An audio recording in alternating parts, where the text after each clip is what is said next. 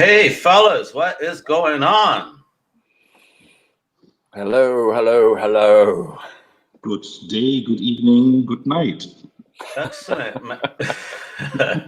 We have so many times what's going on right now, ladies and gentlemen. It'll blow your mind. So, gentlemen, how has the week been since our last chit chat? Been good here. Yeah. Excellent. Guys keeping well and safe? Yeah. Yes. Been, Social distancing. yes. Working mostly remote via video conference and doing lots of writing. Yes, wearing and my research. mask. Yeah. Research. With your mask on. With my mask on, of course, with my mask on. In my bed cave, with my mask on. Yeah, awesome. You mentioned about writing. One of your articles will go live today, shortly, later today, because everybody's been contributing and doing some amazing things. So there we go. And shout out to Random Dude. He's auto hosting us right now. So shout out. Hello. Uh-oh. Cheers, Random. Yeah, man. Right. Huh. There's an error in our Periscope, it says. But anyway, let's just get into the topic. If anybody has seen in the pictures and a bit of promos and whatnot, we're going to be discussing the rise, the fall, and then triumphant rise again of a premier independent company that has, premier is the right word. That's where the label are at. But they started off as indie. We are a great revolution. We're talking about none other than Image Comics. I was there at the forefront, man. Let me tell you, at the comic shop buying them stuff and actually seeing them right before that they jumped ship at that New York con. So let's get into the chit chat. So I believe Dave, we start with you because I know that you just recently watched that awesome documentary about the image revolution and whatnot. Let's date back to then. The days where all that started with and the days in Marvel, right? Right. What were your thoughts on how they portrayed all that, and so just your personal experience during that time? No, I thought it was very good. I love that line from Todd McFarlane where he talks about, Marvel didn't actually. They could have done something to have stopped it, and it would have been very little. They would have sacrificed very little to have kept them all, but they chose not to. It was a sign of its times. I mean, there'd been various attempts at doing a successful, creator-led sort of or creator-owned efforts to publish, but I don't think nothing at this scope ever before. I think we knew thanks to other publishers that it was possible. You could, like the Malibus, the Eclipses. It was you could break out and you could do things by yourself, and creators could do their own books, but nothing on this scope ever before. Yeah, I think the major difference. I mean, if I look back on the time before Image happened to the 80s, you mentioned Eclipse. For me, that was Pacific Comics. But Pacific Comics was very much harkening back to the old days of DC Comics with Bruce Jones leading sort of a mini revolution there, going back to the old magazines, but in color, more daring stuff. They reprinted some of Bernie Wrightson's EC Warren material and got the rights on those, but it crumbled very quickly. And I think the reason why it crumbled very quickly was because at the end of the day, the market was not ready for this yet. People still want superheroes, and we had Brian Hibbs on the other day when we were talking about the retail market, and big shout out to Brian Hibbs once again for taking the time to come on. But we were talking about superhero comics. And I think in the 80s, Marvel was doing great with Jim Shooter. People were still into superhero comics. And I think the major difference with Image were two things. One, these were named creators at the height of their popularity when they jumped ship, and they were doing superheroes. And I think that was completely unique at that time. But I think I think it worked for different reasons, and I think Pacific failed for different reasons. There's I think Pacific did very well, and the comics what they published was very good. And I probably would never have known who people like Bruce Jones was without them. And they gave Jack Kirby his first creator-owned book. A very specific deal. They were the first to offer him that he would retain the copyright of his characters. They were the first. The Chance brothers were the first to do that. And they also said, well, if you want to take the character, we are not working internationally, but if you want to take the character internationally, we can help you there. But you keep the rights of Captain Victory. Yeah, but what I was just going to say is that I think the difference between the two is, Pacific Comics did well, but it's kind of when you're trying to grow your company, you need a certain velocity, you need a certain growth. You need to be doing well enough that you can fund your future. And I think Pacific Comics were doing well, but they weren't making enough money to significantly seed their future. Whereas Image Comics were doing fantastically well from the get-go. In fact, which was probably also part of the reason it sort of ultimately, or at least that first wave anyway, they crashed a little bit. It was that sort of, they've had 10 espressos, and at some point the caffeine has to run out. I think they were throwing out the money out of the window. We will discuss this later, but because they were hiring away talent left and right. But I think what was also fueling this was, of course, the speculator market. Well, it's the speculator market, but I think purely from the standpoint that Image started, I mean, they weren't banking on the speculator market. They weren't even thinking about that.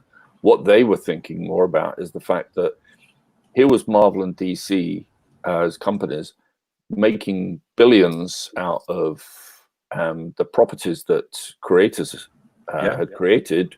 It's you do a cover, sure, you might get a reasonable rate for that piece of artwork, but as Todd said, like, you can't even send me a copy of the T-shirt you put it on. You couldn't send me a poster. You couldn't. Exactly. So it's that mentality. It's that mentality that it was, it's not just the comic book industry. The entertainment industry has always had that sort of mentality that we're going to milk you for everything you've got. We're going to squeeze you dry, and if you break your leg and can't draw, that just means they're going to give that work to somebody else while you heal. They're not going to help you. They're not going to pay your medical bills. See, and that's the term that I want people to understand here. And what Todd was talking about, that needed to change is that work for hire. So the copyright law of the U.S., work for hire basically says that it's basically like corporate authorship. The entity serving as an employer may be a corporation or other legal entity, organization, or individual. However, since it was made for hire, the employer and not the employee is considered the legal author. Yeah. Done. So you got paid to do a job for them. So it's their property, regardless of how they look at it. So, but it's true though, when they're making so much bank off these guys' backs. I mean, come on, a little, loosen up a bit. I think the main. Go ahead, Dave. Oh, sorry. All I was going to mention there is that the problem is that the people that were in charge of Marvel at the time weren't responsible for Marvel being the company it was. So, but because they became company people, they thought of Marvel as them. So you have people like, I think it was Terry Stewart at the time was in charge. Was, he's like, well, why should we give anything up for you guys? We've done this. When it wasn't like Terry Stewart, I don't think really contributed anything to Marvel's growth as a company. I think it's just. Go ahead. No, go. You go ahead. You go ahead, Chris. Okay, I think at the end it was also on the editorial level because Tom DeFalco was the editor-in-chief, and I think I don't know if it's true, but I believe what Rob said in the documentary. He said, well, basically, They told us it's not the creators that matter, it's the characters that matter. And Rob comes back and says, well, basically, you have to appreciate the people who create these characters. And they saw what happened to Jack Kirby and what happened to Siegel and Schuster. They saw that, and they knew quite well that it was the creators who mattered. Because you mentioned the other arms of the entertainment industry. If you look at the record industry, for example, they pampered their artists. They sign an artist. It's not the album. They push the album, but they also push the artist. And that was something the comic book industry didn't do at that time. They didn't say, okay, here's the new. They tried to do this. They tried to sell Spider-Man on the name of Todd McFarlane, so they were aware of this, but they didn't go back to Todd and say, well, basically, you are our star artist. We are launching Spider-Man because of you. What would you like? What can we do for you? And I think 2 weeks ago, we talked about Frank Miller, when Frank Miller came to DC. And the first thing Janet Kahn asked him was basically, what do you want, Frank? But it doesn't seem that these guys at Marvel, not only Terry Stewart, but also Tom DeFalco and the other guys, they didn't go to Todd and say, well, basically, Todd, we are launching a Spider-Man book on your name. You are the star of this book because people buying this because of you. What would you like? And they, as you said, they could have kept him. If they said, well, basically... Well, I don't think that's... No, they gave him freedom. I mean, I think he had a lot of freedom. Like they gave him a Spider-Man comic. Yeah, to write and draw, which is kind of rare for Marvel to do that. Exactly. So they gave him a reasonable amount of control over the Spider-Man book, which is their premier character. So yeah, absolutely. But I think it's a mentality of you're not doing anything really to keep these creative people. Mm-hmm. And it's not something you can point at Marvel or particularly Marvel at that time. It's just the industry as a whole. It always has been and still is to this day. Mm-hmm. It doesn't respect the creators. They're basically just like Lego blocks. If you lose one, you just get another one. And that mentality is still around today. They don't see anybody as being ultimately. They're sad when a big name leaves, but they don't see them as irreplaceable. And I think that the impact that Image had was down to the fact that its top creators, like literally everyone who's leading their entire X-Men line, left, like literally all at once, bang. And Spider-Man. Yeah, Spider-Man, and as the documentary showed, it was Jim Valentino's Guardians of the Galaxy book, which wasn't tied to anything else, was a standout. Like it was doing very well. Let me tell you, I wasn't a giant fan of that book, but I had a friend preaching to me, "Oh, you got to get into GOTG. You have to." I mean, I love the art and the characters. I thought that the imagination was wild, but it wasn't something I was into at the time. You know what I mean? It was something that I read, but it was also, again, it was still at a time when I was still pretty much picking up almost everything that Marvel did. So yeah, I mean, today, if all these big books were being published today and at $5 a pop, no, I'd never have read it. And also what we want to consider is that these were creators at the height of their talent. I mean, a lot of younger listeners out there, they know Jim Lee, and they might know Jim Lee from today. Everything feels a bit rushed. I was looking at the first couple of issues of Wildcats from the early 90s, the original issues. Jim Lee's art is glorious. I mean, you can say what you will about the man, but this art is so good. It's really crisp. It's very wonderful. Sure, yes, it's incomplete color mistake, but it's very, very wonderful artwork. Dave's eyebrows keep raising. No, I think you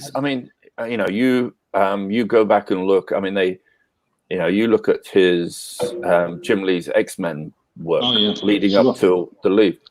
I still don't think that. I mean, that's a lot of that has kind of never been equaled. I don't think even his Wildcat stuff equaled that work.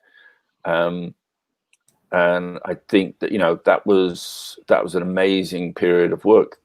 But again, it was a collaboration. Chris Claremont was ultimately a better writer than I think it was Brandon Choi on Wildcats. Oh yeah, That's true. Mm-hmm. And I, you know, again, it was like I wish them all the best luck in the world at the time, but I can't help but, like, you know, it was Wildcats was an inferior X-Men title. and you want, and there's something about that. I'm glad you brought that up, because with Wildcats, right, in that run, it was between issues 2 and 3 where the spark of the Image shared universe was about to begin, Yes, because they confronted Youngblood. Yeah, You know, yeah. a shame. I mean, that was, you know, that was them sort of, that was great. You know, they're friends, they're collaborators, and yeah, I'll see, you know, if you go back and look at the original very early Marvel books, like the way Spider-Man showed, Fantastic Four showed up in Spider-Man, even if it was just for a few pages, or even in some instances just a couple of panels, it was just a great way of showing that without breaking the story, it was just showing you that there was this shared universe that they all existed in. But we also have the #1 Spawn fan here among us. How did you experience Spawn in the Image Revolution when you were a collector back then? I'm sorry, repeat the question. How did you experience the first issue of Spawn? Well, I was uber excited because I was, collecting the Amazing Spider-Man when he was doing. I love the art, the webbing, the suit, and it was just, when there were hints that he was leaving Marvel, obviously, and doing something on his own. Once I got the concept of the character, I love it. I'm a horror fan. It's part horror, part action, part superhero. I'm like, man, this dude is going to my heart right here, on my face, it wrapped into one package. So hitting the shops, I was one of the first. They're picking up everything, though. Image, everything. I bought every single title that came out from every one of those studios. I essentially almost dropped Marvel. Essentially, just stopped at that time. I did maybe a little bit more of X-Men for a little bit. Didn't like the direction it was going. It got a little soft, and just primarily stood with Image. But then weeded out what I really wanted to collect, and obviously I've remained with Spawn faithful since. Not down on Savage Dragon. A shout out to Eric Larson. That was also an awesome character. I did the run for a while there. Those early ones, the Youngblood.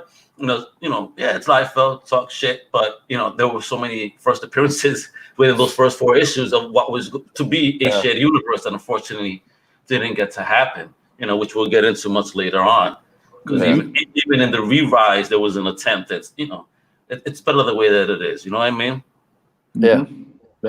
No, but I was digging it, bro. I was in the shop every Wednesday. My stacks were like yay fat of books to collect, at the time when they were on schedule. I think also Grant Morrison has a great line in his highly recommended book Super Gods, where he talks about that this was basically the answer to the writer-driven 80s when you had the Vertigo books. Everything was very highbrow, very writer-driven, very philosophical and political and topical, and this was the 90s generation of kids in the suburbs wanting to have fun. It was a completely different time, and it fit perfectly to these guys because that was their aesthetic. If you listen to Rob Liefeld today, he still talks like a child in a good way. He's still fascinated by this kind of stuff, and he's still talking about it like the art is the best thing about it, and it doesn't need to be correct. It needs to be kinetic. It needs to be energetic. And you know what? That's cool for him to say all that, but you do got to give credit that this core group of gentlemen that went on to form Image at the time. You're saying that before you were talking about music, right, and how they get. I mean, these guys. They were hyped up. I mean, Rob Liefeld, didn't he do a Calvin Klein commercial? We saw characters, these guys actually be seen in a different type of medium. I mean, the day they announced that they were leaving Marvel, they affected Marvel's stock value by $3.25 per share. I mean, that's how powerful they were. They were, comic book versions of rock stars. They really were at the time. I mean, everybody loved their shit, collected their shit, but we're going to get soon into the fall as we can have another 10 minutes on their wonderful wives. But they were kind of promoted in a sense where they, unlike any other comic book artist, Well, it was. I think it was their courage to leave, to make a path on their own, was what rightly made them the rock stars. I mean, not that they, obviously they were super popular at that time, but I think it was, they were being brave. I mean, by their own words, it's like it was like that. The morning after they've sort of made their decision and announced it, they're going like, how do we do this? It's like, how do we actually do this now? I think also if you look at McFarlane and Liefeld and mainly those two guys, they were also very good promoters. I mean, we had this in the 60s with Stan Lee, obviously, but no other artist was really out there promoting themselves to that degree. And I think Rob and Todd jumped at the chance to promote themselves, and they were on talk shows, and they really were talking their shit up. And that's what you need to do. I mean, we see this today on social media. You need to see it more on social media, in my point, where people go out there and say, "This is my stuff, and I want to promote it." Well, this is what I think they realized, that when their names were being used to promote Spider-Man and the X-Men and X-Force, Deadpool, etc., their names were being used to promote them, but they weren't seeing the full benefit of that promotion. I mean, absolutely. But they were doing great. I mean, look, their royalties were great. They were doing very well on royalties, but quite rightly they were like, well, what's going to happen when I need medical? Like, what happens if something happens and I need help? Like, you're not going to get it from the companies you're working for. They're only paying you for the work you produce. Well, it's also the situation that you had when they founded, basically, when Jim Lee came on board, they were all in New York, and that was when Marvel was auctioning off the original art pages to X-Force, X-Men #1 by Lee, and what was the third one? It was the third book, and Todd McFarlane Spider-Man was the other book. That's right. And the money was not going to these creators. They didn't own these pages anymore, and that must have irked them. Did they not? No, it went to Marvel. Sean Howe, in his book, The Secret History of Marvel, is very explicit about it. It went to the coffers of Marvel. Right. They were only there to promote the thing. And the thing is, there's this thing, Sean Howe refers to this. They said, well, basically, Jim, we want you to promote the auction of your X-Men pages. And he said, cool, you fly me to New York. They said, sure, we fly you to New York. And he said, what about my wife? He said, no, we're not flying your wife out to New York. Wow. They were auctioning off the pages of a book that sold 8 million copies. Okay, there's variants and everything. But the book sold 8 million copies, and they were not willing to pay the ticket for Jim Lee's wife. That's the moment when a guy like that goes. I mean, but with that type of number, though, of copies sold of books back then, which, I mean, that was amazing amount. I mean, can you blame them for kind of being so loose with how they were financially? I mean, that's great success, man. Of course. For who? I mean, for the individual. I mean, because then when they went on their own, they also saw some crazy success in their books. You know what I mean?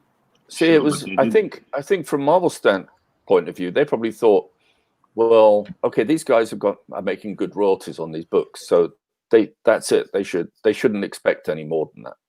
But what's a good royalty? Mm-hmm.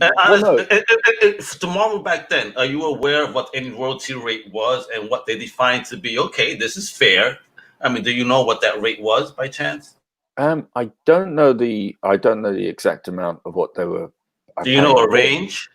It would standard sort of publishing would have probably been about 10%. That's fair.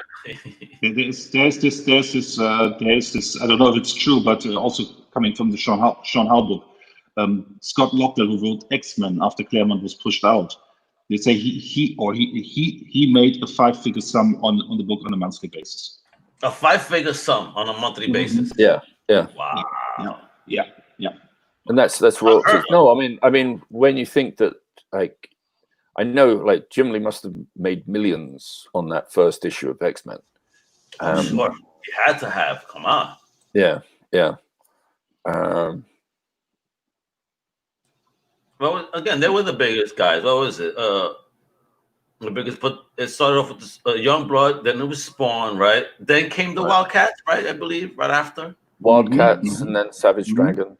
Yeah. I think Savage Dragon was a mini series and then started Off as a mini, and then they spun off. It was the same thing with the Youngblood. Yeah. Started off as a mini to go into the main run. The only exception to that was that Spawn was the only one that started initially to be a ongoing one of the few back then that actually decided to take that route, because each studio, obviously, because before we get into the fall, right? Let's talk about exactly what Image was offering, because we haven't really spoken as to, I know maybe some people seen the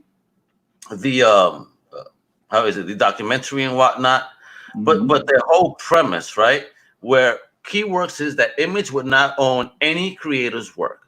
The creator would. Right. Image itself would own no intellectual property except the company trademarks, its name and its logo, which was kind of funny how they come up with the name, because it was via commercial. Image is everything, and they said that's it right there, Image. I love it. Yeah. And then the other thing was that no Image partner would interfere creatively or financially with any other partner's work. Right. But we know that actually didn't last very long. Sense. I mean, look, they were unified. They were unified in coming away from Marvel. They were unified in starting this company up. But invariably, at some point, there's those of them that are very clearly, they got their heads down, they focused on their books, and that's what they wanted to do. And there was others who really wanted, like, they wanted to beat even their partners. They wanted to be the top dog all the way through. And as to your point, competition is healthy, though. I mean, it's needed, No, I mean, competition is certainly healthy. But I was just going to, the point I wanted to make about something you said earlier, when we talked about like how everyone was started doing miniseries, except Todd went in straight in and started with #1, shows you really his commitment to the concept of what they were doing. Absolutely. Like, he was like, I'm in, I'm all in, I'm doing a monthly book, and this is going to go on forever. Whereas the others were sort of like, oh, I'll try this. I'll do a mini series to start with. And let's also remember Image, because they had no experience in publishing. Initially, they worked with Malibu, so they were working with Dave Holbrook. See, that's the only Spawn I'm missing, is that when they did that Malibu News, again, I held it in my hand at San Diego Comic-Con, but I didn't have $300 on me, and if I spent that amount of money, my wife would give me 300 lashings. Yeah, but that is pretty cool how they actually kind of went through Malibu, which eventually wound up being owned by Marvel. But they kind of used Malibu as an avenue, and then Malibu said, "Hey, you guys can now be on your own because of the string of successful books." Well, no, cool. I mean, they broke away from Malibu because they realized, like, okay, because even the percentage that Malibu was taking, they realized, wow, that's a lot of money. We should keep that for ourselves. So let's do it ourselves. But they had to start somewhere, which is good, though. They had the support, to build that financial, powerhouse to be able to go on their own. I mean, that's not something that could be replicated easily nowadays, to be honest. Back then, you had different distributors. There was not only one distributor back then. Yeah, no, that's exactly right. And but it was a healthier market then. There's, and I would be hesitant to say, it's like, are there? I don't think. I think Marvel and DC have got themselves into a situation at the moment where I don't think there's half a dozen creators who, if they all upped and walked and left Marvel and DC now, would have that same effect anymore. They're not there. All right, so we reached the half-hour point. All right, so Chris, make your last point. Go ahead. I was just about to say there is no market there to support this anymore. That was my conclusion there. Yeah. Because there's no market who's hungry for these kinds of creators to put out their own books. So we're going to leave it where right now, though, I mean, Image, when they came out, they were on the top of the world. I mean, they actually even came in second at one point, defeating DC for a bit. Yeah. I mean, Yeah. so you know, this meteoric rise, the excitement, you know, behind it, you know, obviously didn't last quite long. But in your mind, you know, that first 2 years, you know, did you think that this is something that could keep that energy, guys? I personally didn't think they could keep the energy, but I also felt at the same time there was going to be, you know, you could already see it. Other creators were coming to join. Mm-hmm. So it was you know, the energy was there. They created a footprint for themselves, and it reached that point where they'd have to monumentally like fuck up for it to completely collapse. Exactly. I mean, you had in Wildcats, Jim Lee started it, and in issue 7 or 8, he was no longer doing the art. That was 7, 8 issues in. It's already signs that, okay, how serious are the folks that were involved? So, folks, we're going to take a commercial break. So you can check out my boy Lance Lucero's Bob #1 trailer, which is really cool. And then we're going to start discussing a little bit about the fall of Image Comics. All right, we'll be right back.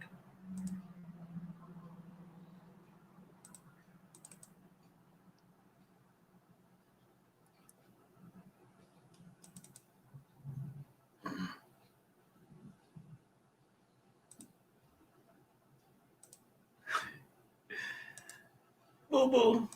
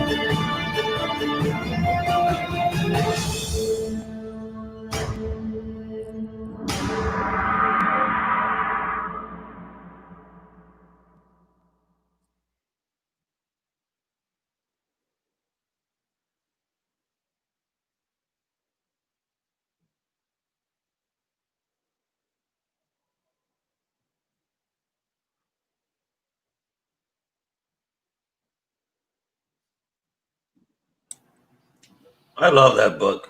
It's a great book. He's a hell of a director. Now you know why he's won awards, not just for the comic, but for his directorial skills.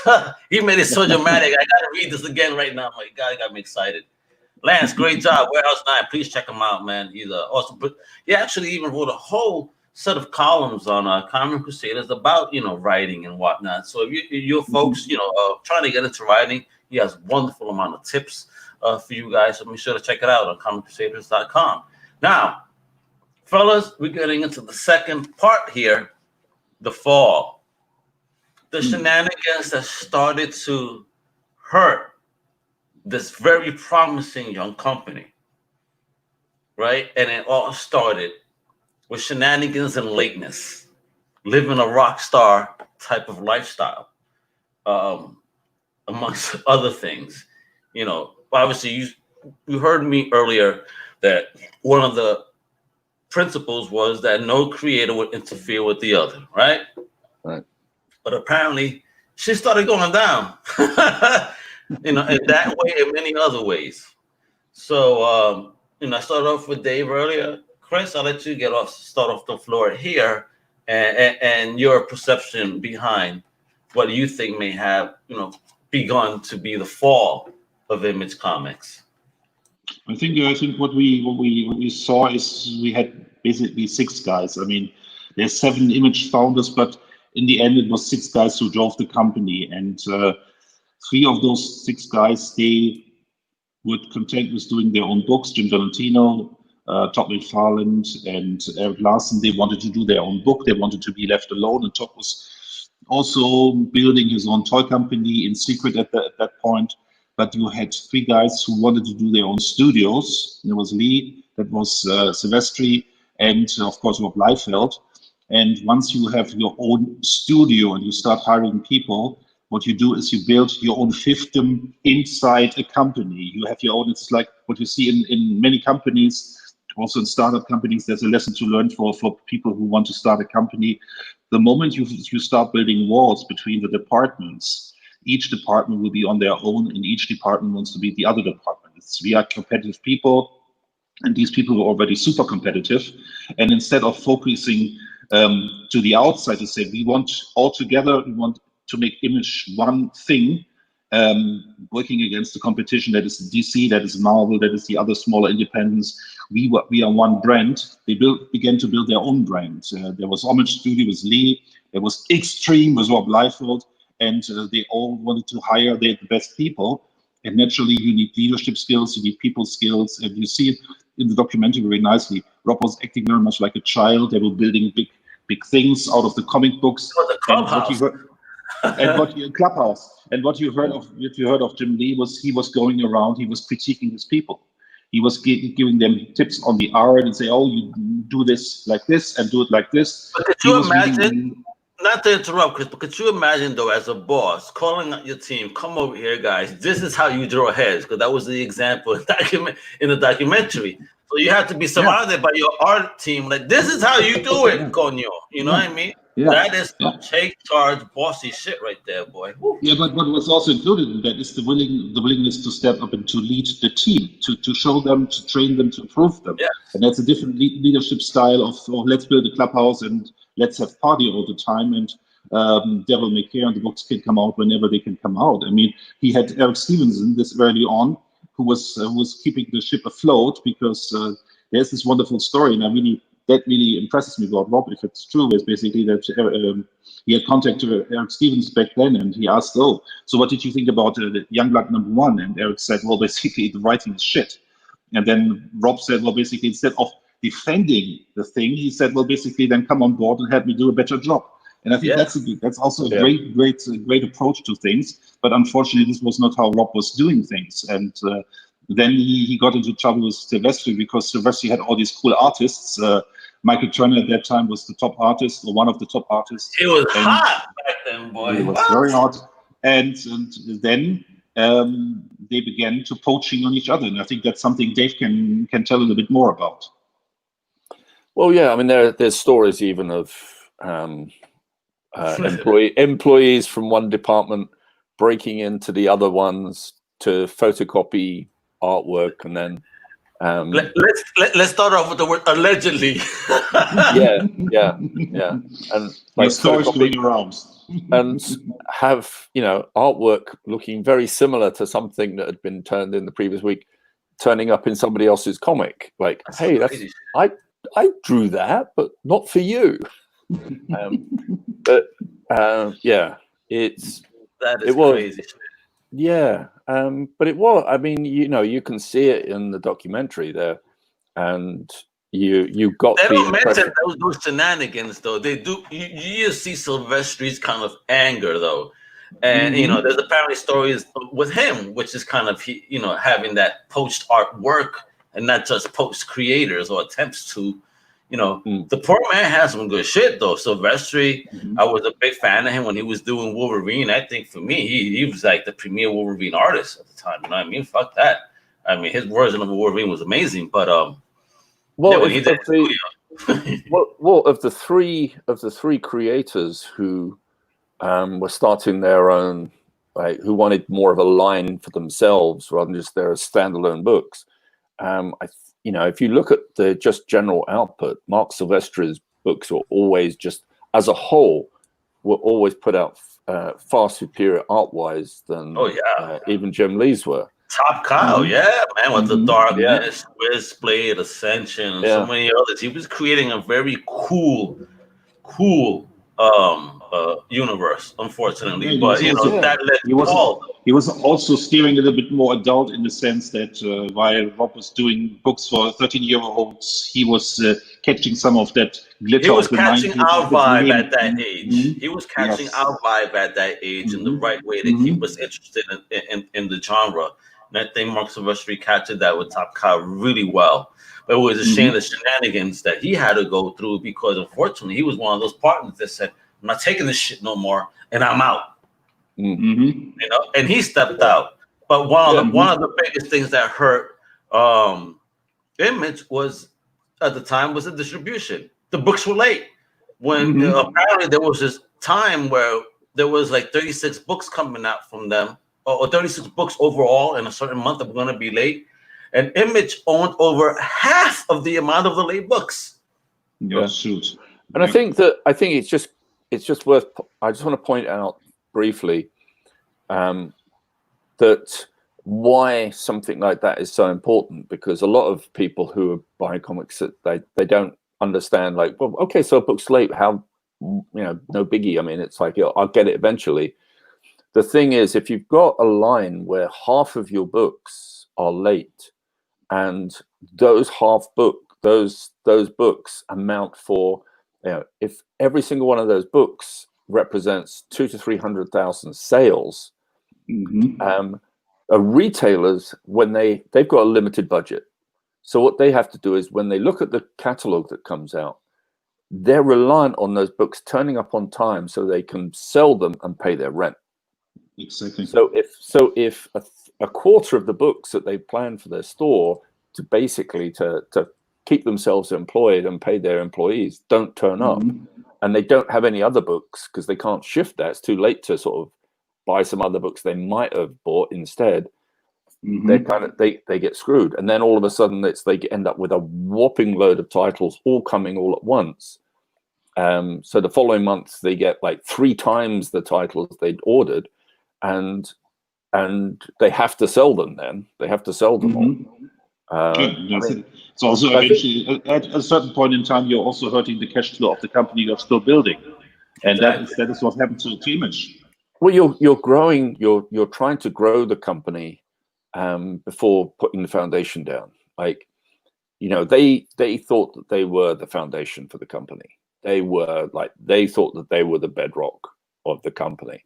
When it turns out that, because they weren't fully connected with each other, there was kind of like this. They weren't working together as a team. They're working independently. Part of the problem is, again, they were handing out titles. Yeah, you're the CEO, you're the COO, you're the EIC, you're the this, you're the that, but no one was really held accountable for anything that they were truly in charge of, because unfortunately, with the exception of Mayer and McFarlane, that had a very entrepreneurial mind, the others, it's just, what do we do? They didn't understand business. That's why I give credit to McFarlane. He was one of those that, listen, I took this shit serious, you know what I mean? And you can't blame. The only 2 folks in Image at the time that were releasing, I'm sorry, Chris, but just want to mention that during this downfall, there was only two groups, two teams releasing books on time. McFarlane's team and Eric Larson, the Highbrow Entertainment, Savage Dragon. The only 2 books, the only ones being released on time. And can you blame McFarlane for being angry? I mean, he was very vocal, and Larson was more of the laid back, the business as usual, you know what I mean? And even Valentino, he disappeared for a minute, with the Shadowline Productions, because him with Portacio, one of the poor sellers amongst those other guys. I think the problem was also that you also had basically only 2 guys who understood business, and I think when you see this infighting between Silvestri and Liefeld, which eventually drove Silvestri away, I think Jim Lee was building a very tight ship, and he was building a tight ship for a reason, as we will also later explore, because basically his studio was his own thing, and he was keeping his ship very tight. Yeah, and he was kept it concerned tight. about. He kept And it he was so tight, he concerned- sold it. Exactly. Well, the great He was concerned with paying the people, and he had created something of value within image, which is also quite interesting. Well, the great thing about Jim is he, like most of the artists that worked for him, worked out of his studios. So he could look over everyone's shoulder. He could wander around. He could see everyone, like go, oh, hey, give them a tip. You know, he could bring them into his office and say, hey, look, I've seen a few of you like going a little bit wrong here. I'm just going to show you a tip about how to do this, how to do that. And he was responsible for getting a lot of artists, you know, training them, tutoring them on his books. Like they were getting, and I remember that's kind of like a bonus. Like you're getting your page rate, but you're also having instructions by one of the top artists in the industry. Yeah. But So it's also interesting if you look at the history. I mean, we're jumping a little bit now in time, but if you come to the 2000s, and this is when Jim Lee sold the company, Wildstorm, to DC Comics. But if you look at the quality of titles that came out of Wildstorm, I mean, you had all these premier, not only artists but great writers. Ed Brubaker came on board, and he worked on Wildstorm. Then he spun it off into Sleeper. Sleeper is still, if you're a big Ed Brubaker fan, and you haven't read Sleeper, go out there and find it. You don't need to know all the image stuff.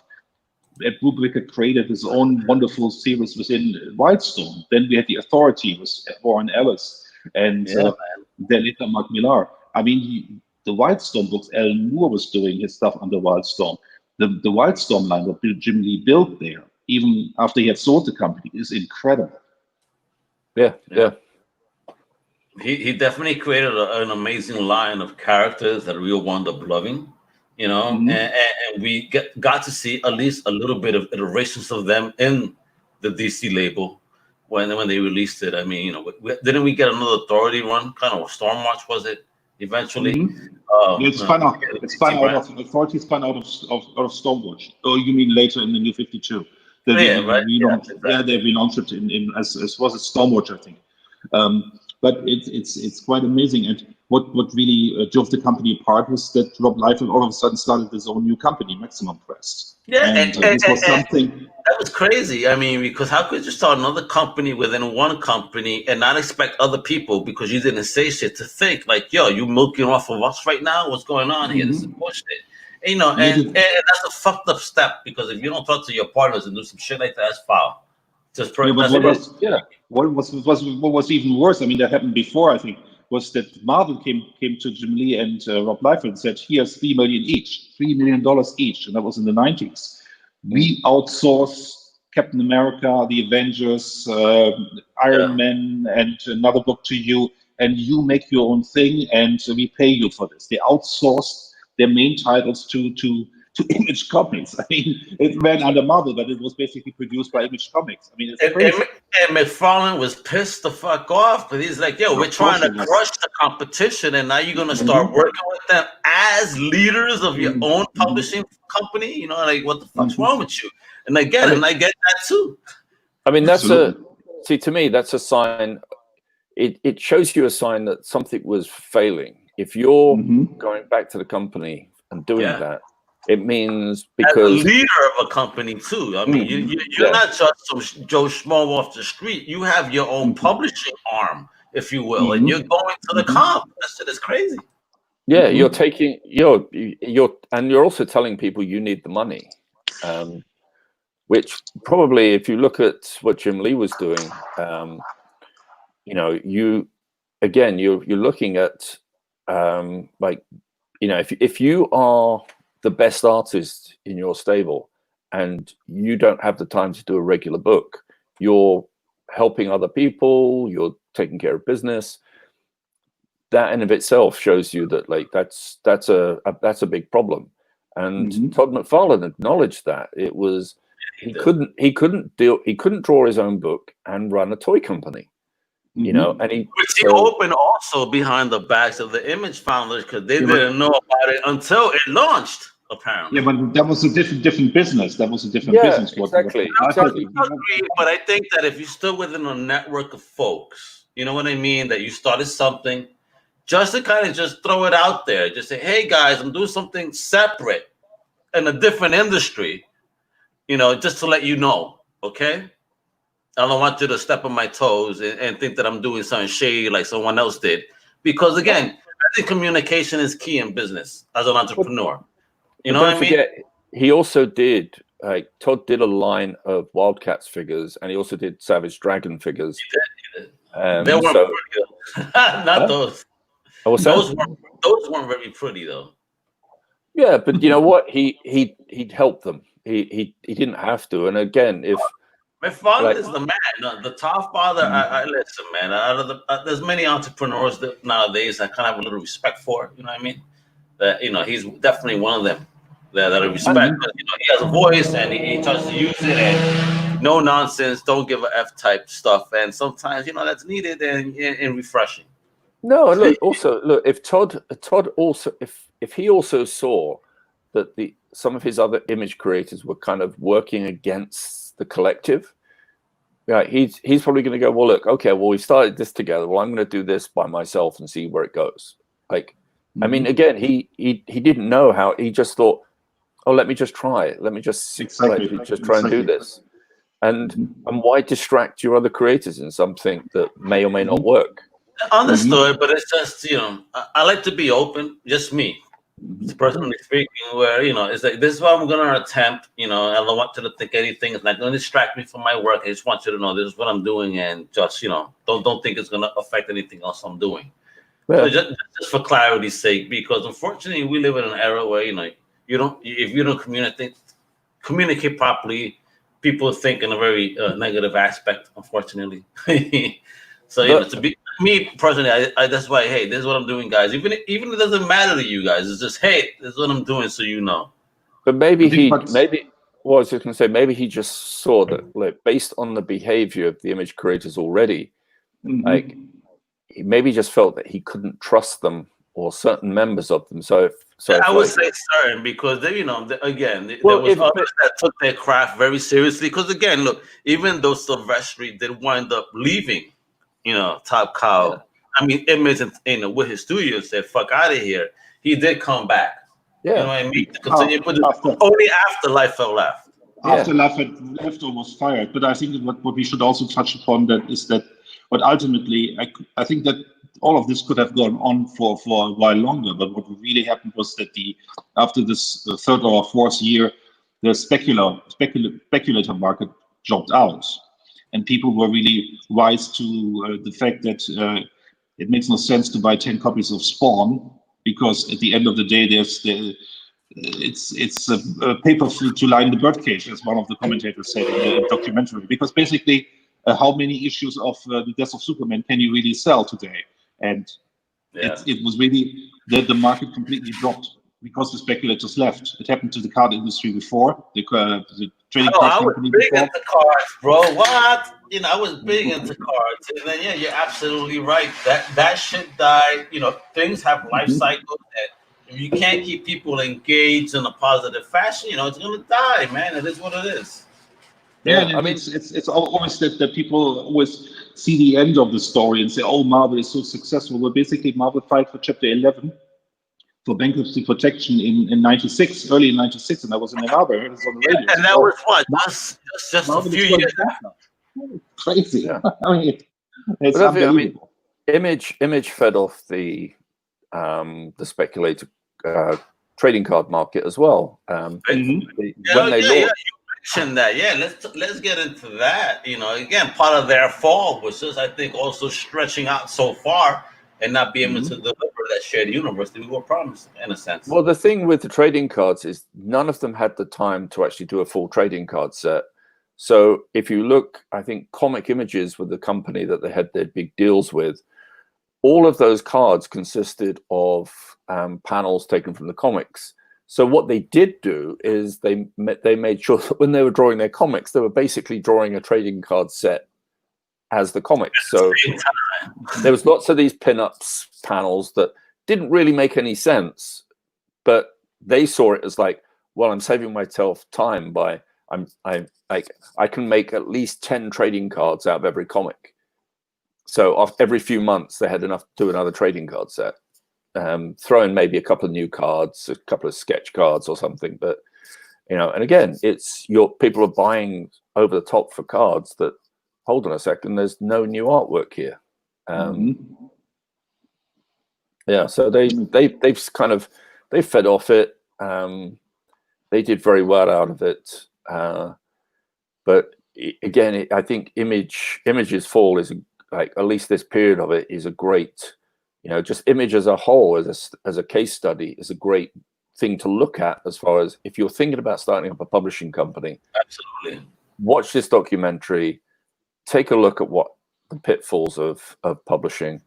Because again, we got to talk about that though, where it's nice just to want to start a company, you want to create comics, you want to put it out there, but unfortunately, you also need to learn the business side of stuff.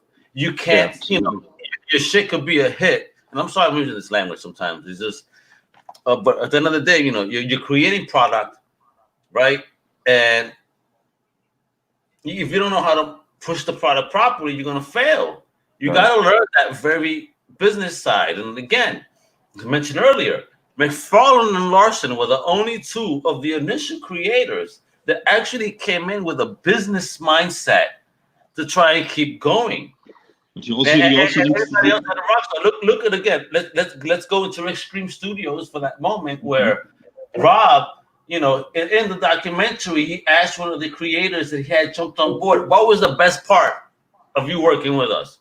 And the dude did not hesitate to say the money, because they were just, making it rain everywhere because they thought that, oh man, this shit is never gonna end. But there's also that scene where one of the creators tells him that basically, look on the parking space. I bought all those cars. Yeah. But what's wrong with that is he didn't buy all those cars because the creators bought them as their own work. There's no appreciation. He's doing the same shit Marvel was doing. Basically, I paid all those cars. No, they paid for them with their work because he needed them. And still he was not able to put out the books on time, because we're talking about entrepreneurial skills. His job as a manager, as a studio leader, is not to go around and build little clubhouse, but his job is to basically make sure that the throughput is there, that the partners, the retailers get the product, that the pipeline works. That's your job, basically. And this is what you can take away from this documentary. It doesn't matter what kind of business you're in. The money you do not make today is lost for you to tomorrow, because tomorrow is a different market. You have to have the throughput. Well, there's so many creators that got affected in this period because, they were young. They had no idea how the industry worked. They're suddenly getting these huge paychecks, thinking that it was like, as Dan Panosians thought, like, why would we think it wouldn't ever end? But it did, and because it did, you've got people who they were getting paid very well, but because they'd already overextended themselves. So I know in one instance, somebody had bought themselves a massive house based off what they projected their royalties to be. Projections. Yeah, well, because I think the documentary didn't touch on the period where there was a time when Image decided, well, we're not going to publish any book that sells under 250,000 copies. Yeah, like it touched on it briefly. It started to talk about, one of their titles dipped under 300,000. Yeah, they were like, that's when they thought, oh my God, it's the end. Yeah, they just said, like, we're not going to deal, like, no title that sells under 250,000. It gets cancelled, no matter what it is. And then, I'm sorry, go ahead, finish up. Well, I was just going to say, you get your first book, you get this massive royalty check. You go out, you're buying the house, like you put your deposit down on the house. You think like, wow, I've got this like multi-million-dollar house now. By the time your second issue comes out and you're soliciting your fourth and fifth issue, you get the orders coming on your third issue, and your third issue is 240,000 copies, not 200. It's under 250, And so without any question, your book is cancelled. So that third issue gets published, but issues 4 and 5. What also changed massively, and we haven't touched upon this, is the direct market, because the direct market was beginning in the 80s when Pacific Comics came out. In the 90s, the direct market was huge because there was a comic boom. And going back, I mean, I'm working on research from my next Green Lantern article. I was looking at sales numbers. Superman Action Comics was selling 250,000 copies in the 70s, 73, 74. They were selling 250,000 copies. They printed 500,000 copies. Yeah. Because that was basically what was expected. You ship 500,000 copies to the retailers. There was no direct market then. The books were completely returnable. So DC knew half of their print run would come back. Yeah. Once the direct market started and all the books were no longer returnable, they passed on the buck to the retailers being their direct market. So if they shipped 500,000 books, if they ordered 500,000 books of a title, and they only sold 200,000 books, they would be stuck with the inventory. And that basically killed the inventory market when the speculator boom died. Let me tell you, well, guys, there's two factors. I just quickly, right. Mm-hmm. It's not just the speculators that did that. So if you look at what Marvel did, when Ron Perlman bought Marvel, the year before they went public, he basically any piece of crap that he could put between between the covers of a book and push it out there. Yes. Retailers they'd order it, and by the time the IPO happened, all these retailers were already going out of business and stuck with stock they just couldn't give away. It was utter drivel, but they bought it because, hey, it's Marvel. It's Marvel. We have to buy this. You only need to put an X on it and say this is the 20th X book, and it all ties into crossover. Yeah. Guys, just from my experience in Brooklyn, I used to go to this shop called Lorimer Comics, right? This shop used to sell cards and in comics have to store, right?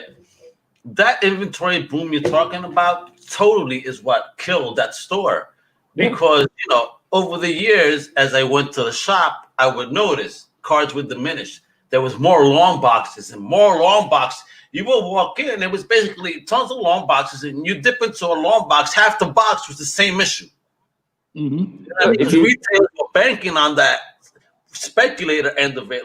Yeah, man, we're going to make bank, but no, they didn't. Marvel did so much damage in the 90s, in the early 90s, across the board to the industry that they did not deserve to keep hold of those creators that walked out. You've got the creation of Heroes World. They bought Heroes World and they decided to have that's what broke up the distribution network that was existent, which is why we got stuck with just Diamond. So again, that's something that Marvel bought a distribution company, didn't use it. They did use it. The whole purpose. They were not really a distribution company, but they were a small mail order business, and they were not.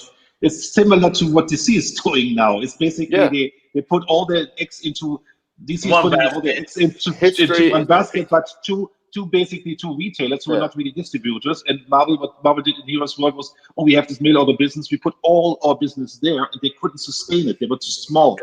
And, they crashed, and they went to Diamond, and Diamond says, okay, you want to come back? Well, make an exclusive contract with us. And then they went to DC and said, Marvel signed an exclusive contract with us. How about you? And that basically gave rise to Diamond. The industry has never recovered from the damage that Marvel did in the 90s. It's done its best, it's done what it can, but it hasn't recovered. And quite honestly, to see DC doing exactly the same thing today in an industry that is desperate for help. COVID-19 is decimating retailers. It's the last thing that needed to be done. So it's such a shame. But it's also quite incredible that DC is now putting their books out on Tuesdays. Right. Wednesday. Yeah, but let's go back to what we're talking about. We're talking about Image, and Image did yes, they had their own internal problems, but they did keep going. they tried to change as much as they could, and I think. And let's talk about that change before we get into the other half, because this is when they were down. They weren't coming out with books on time. They were the leaders in late books. Retailers were ordering less and less. They started seeing less money. And this is because they figured out, hey, we don't have anyone that's an executive that could kind of keep us in line, because not many of us, are that business minded. And this is where they hired independent cartoonist Larry Marder to act as an executive director for the publisher. You know what I mean? And basically, Jim Valentino, from what I'm understanding, he used to quip that Marder's job was to literally direct the executives. You know what? Yeah. But he did have, I'm sorry, this didn't mean end it, because Marder, helped. He developed better financial planning for the creators. He has some success in disciplining them to deliver their work on time, by insisting that, for example, that retail orders for new issues wouldn't be solicited until you have the book done. So if you give me a finished product, it's going to get solicited. I mean, he changed the game a little bit, right there. But even after that, Valentino started taking charge, right? And I think that's where the real comeuppance, re-comeuppance, if you will, of Image Comics started, because Valentino was one of the only few ones that was more open to receiving content that wasn't directly superhero related. That was because Valentino came from that, because he was even putting out comics before there was an Image. He and his wife putting out independent comics long before he even worked for Marvel. And the thing was, at that time, they had lost Jim Lee. Jim Lee had sold his company to Wildstorm, to DC Comics. They had fired, or either he left or he was fired. Rob Liefeld was gone. So it was basically only the four of them. And they had lost their biggest creators as far as the output was concerned. And it was, I think, Valentino's idea to broaden the scope. And you're completely right. They got creators on board who would not normally associate with Image. But I think this was the second generation of creators who came in. Also writers, lots of writers, who maybe 10 years earlier would have ended up in Vertigo. Absolutely. And we're talking about an amazing amount of writers. I mean, that were multi-talented, with the Remenders, the Kirkmans, the Brian K. Vaughan, Moore, Alan Moore. Warren Ellis. I mean, what they were able to do is they really did change the scope of comics, and this is where the re-rise of Image Comics kind of began, because now they're offering more of a stable of comics, not a shared universe. But we'll get into that in a moment too. Yeah, but it also moved away from the artist calling the shots to the writer being the one who put the book together. Yeah, and it completely changed everything. The new Renaissance. Well, I think they also under Larry Marder and more so under Jim Valentino, you moved away from everyone producing their own comics and doing everything themselves in each department, in creating a department that helped everybody. So like marketing, production people being something that everybody did everything through Image rather than doing it themselves. So there was a certain, they were getting help from a core, from what became known as Image Central. Exactly, that's what I was looking for. That's the word, Image Central. Yeah, actually the core that'll help everyone, even people trying to step in, because now they were started at the beginning offering this creator-owned opportunity, not just to that core group, but the re-rise also began because they started to offer that to all these new creators. Like, yo, you guys want to come on board? Here's an opportunity for you that the big two can't offer you.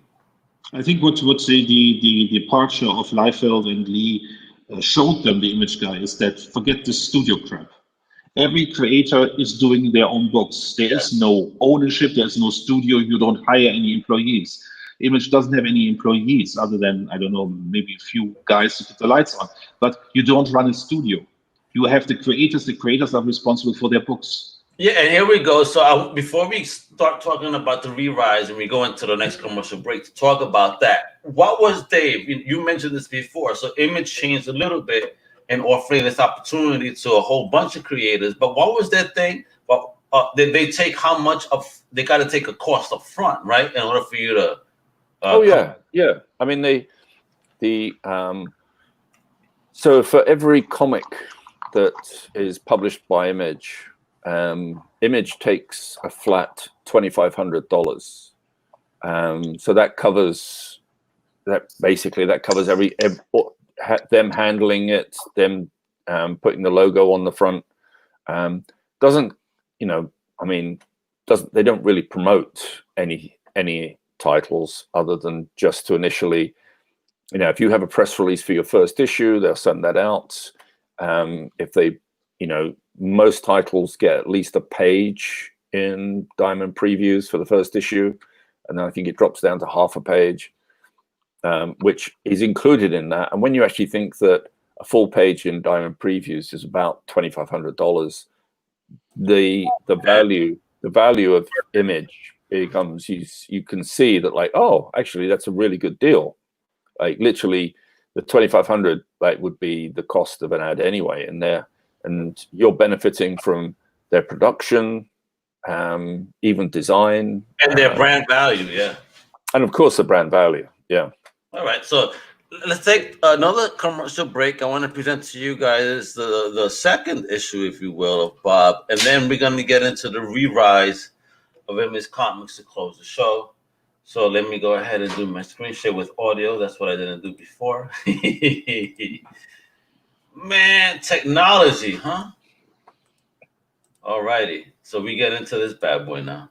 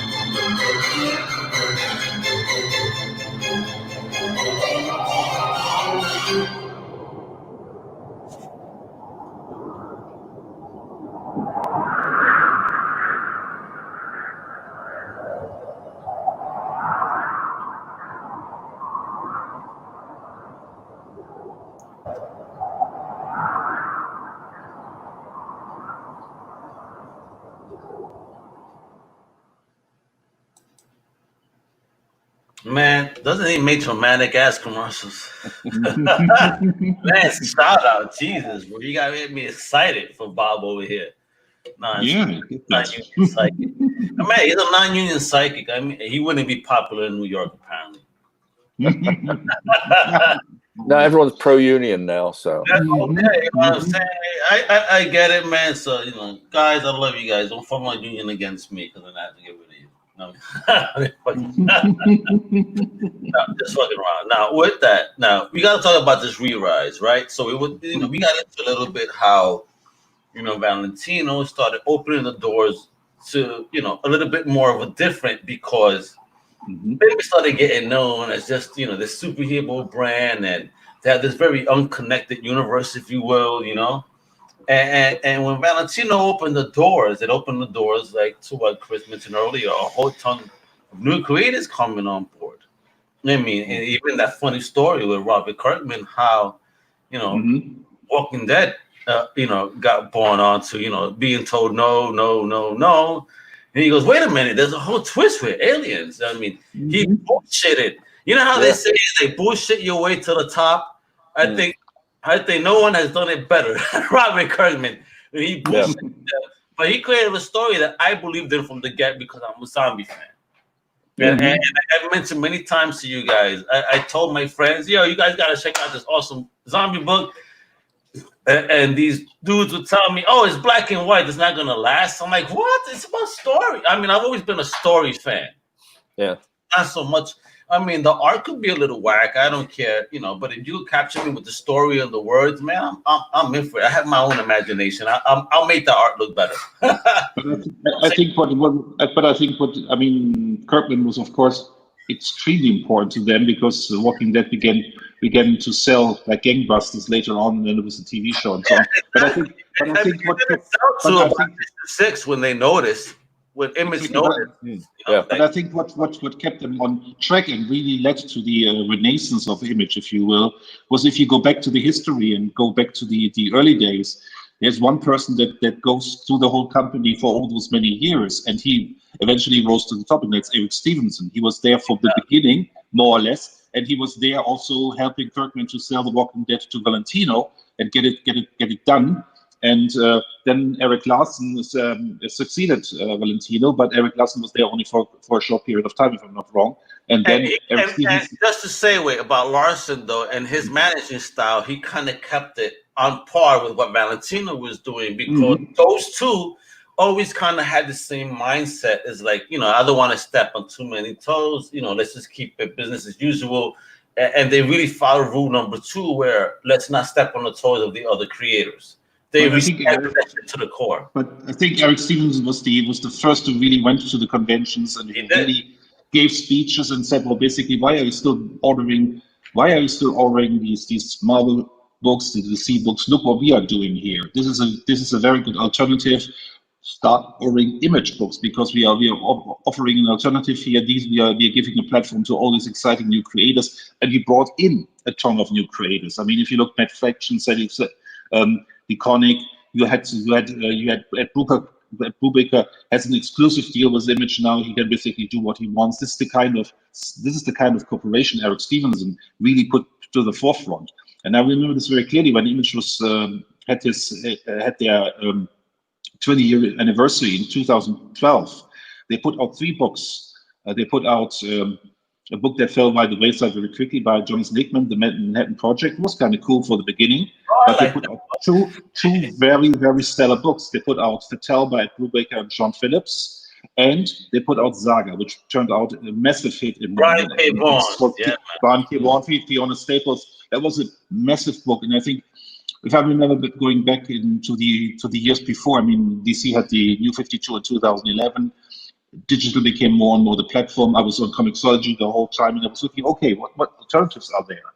And it took till 2012 until I really had Image on my screen and said, okay, it's an Image book. I can order it blind because Image is quality. Image is the more adult, more intellectual, more interesting, more challenging concept. And you can order a book by recommender. You can order a book by Brubaker blind and say, okay, it's Image, it's quality. And I think this is what Valentino started to build, and Larson continued, and Eric Stevenson brought to the fore. All right, let's talk about what Brian K. Vaughan said before you go, Dave. Because Brian K. Vaughan, when they asked him, why did you choose Image to publish Saga? And this is his quote. He goes, I love all the other companies I've worked with, but I think Image might be the only publisher left that can still offer a contract I would consider fully creator-owned. Saga is really important story to me, so I wanted a guarantee of no content restrictions or other creative interference, and I needed to maintain 100% control and ownership of all non-publishing rights with the artist, including the right to never have our comic turned into a movie or television show or whatever. So having that type of say is absolutely powerful. And Big Two would never allow you that shit. Well, no, I mean, but you remember, like, Boom is set up to be primarily a platform to launch properties for film and TV. Dark Horse wants to do that when they're not, it's licensed books, and here's some things I want to make TV shows out of. IDW are pretty much the same. And IDW is full of licenses, man. Absolutely. and they all ask you, like, you know, if you take a book to IDW or a Dark Horse, you are going to sacrifice some of your underlying rights that, you know, they do want to control media.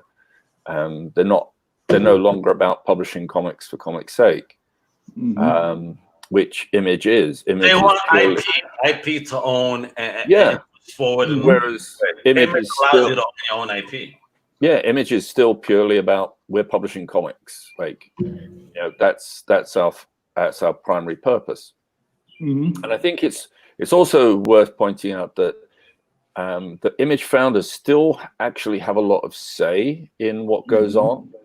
And it's, you know, like, one of the reasons that Eric Stevenson like got that position is he wasn't a creator for Image. He was someone that, you know, could handle it. He still has to do what the Image founders want. It's, you know, it's usually through those founders that the other books come in. So they're the ones who have the relationships with the creators, and you know, so it's through them that, you know, it's like, yeah, we want to publish your book. Okay, here's Eric Stevenson. Yeah, just deal with him, but you have my permission to be published by Image. So that's kind of how it works. Whereas the founders, they don't want the focus to be on them as deciding like what gets published. They just want to be able to do their books. They want to work within their own individual studios. At the end of the day, they have people that want to handle the majority of the business. Because again, I mean, if you see their whole move, it's just that they want to be able to create unfettered, with no interference, and this is my shit, and this is what it is, you know, and bless them for that, you know, and you know, as an entrepreneur, I was like, I respect that spirit so much. And one of the things you have to also give benefit to Robert Kirkman is the way the Image treats their trades and back catalog now. You have to thank Robert Kirkman for, to a certain extent. Absolutely. Well, what was happening is they weren't keeping the Walking Dead trades in print. Nope. That's why it's so valuable.